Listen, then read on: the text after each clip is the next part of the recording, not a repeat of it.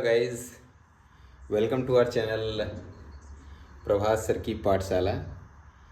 आज हम लोग पढ़ेंगे डिफ्रेंशिएशन। ठीक है, तो डिफ्रेंशिएशन में हम जो पहली बात पढ़ेंगे वो क्या है? चेंज।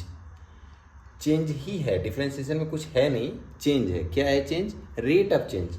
अब रेट ऑफ चेंज क्या होता है? किसी भी चीज़ का रेट क्या होता है ना, कि हम किसके हिसाब से देखते हैं, means with respect to. Like आपने केमिस्ट्री पढ़ी होगी, इसलिए हमने केमिस्ट्री का एग्जांपल लिया है। केमिकल काइनेटिक्स आपने पढ़ा होगा, रेट ऑफ रिएक्शन भी सुना होगा। तो रेट ऑफ रिएक्शन होता क्या है? Change of concentration. ठीक है, rate of change of concentration, that is किस टाइम पे, किसी पर्टिकुलर टाइम में कितना कंसंट्रेशन चेंज हुआ। जैसे ये आप चार्ट ही ले लो, ये आपका ग्राफ है, like time axis, concentration axis. किसी टाइम पे कंसंट्रेशन ये था, फिर धीरे धीरे रिएक्शन होते गया, तो ये तो कम होगा ना, लेकिन प्रोडक्ट का है ये, तो प्रोडक्ट तो बढ़ेगा ही।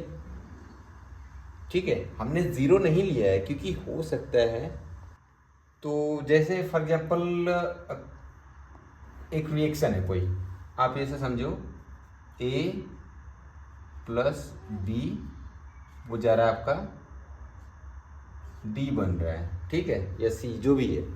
तो अभी क्या है कि स्टार्टिंग में अगर आप रख रहे हो ए और बी रख रहे हो, तो यहाँ डी रखते ही थोड़ा बहुत बन गया होगा। ठीक है, इसलिए हम टी जीरो पे भी हम कुछ लेके चल रहे हैं, इसलिए ज़ीरो नहीं किया है। तो यहाँ पे इतना है, अब धीरे धीरे रिएक्शन बढ़ते गया, अब डी का कॉन्सेंट्रेशन बढ़ते गया।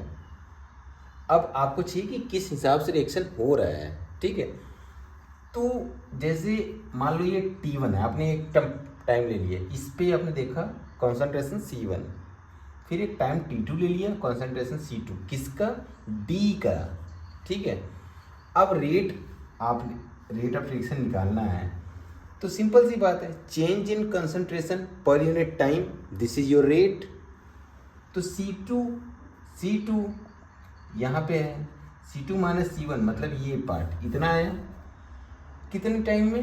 पहले तो टाइम T2 था, फिर टाइम T1 ही रहा, मतलब ये टाइम, ये कंसंट्रेशन अपॉन ये टाइम, मतलब देखो C2 minus C1 upon T2 minus T1, this is your rate. जैसे फॉर एग्जाम्पल इसको आप डेल्टा C से डिनोट किए, इसको डेल्टा T से, ये आपका रेट हो गया।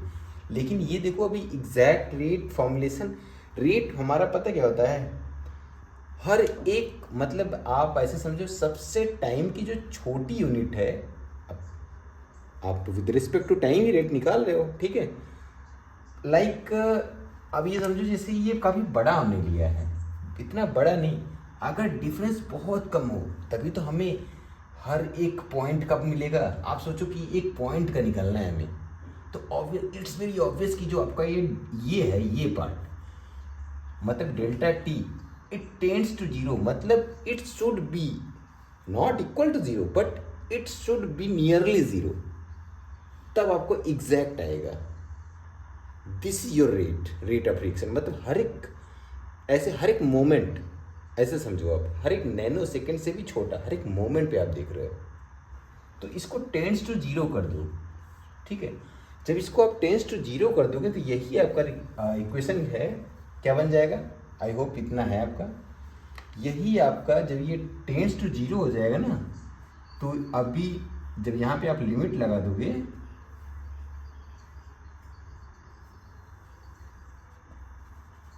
Delta T tends to zero कर दोगे और ये कर दोगे ना, तो यही इक्वल टू क्या होता है पता है क्या? D C upon D T. यही आपका क्या है? Rate of reaction.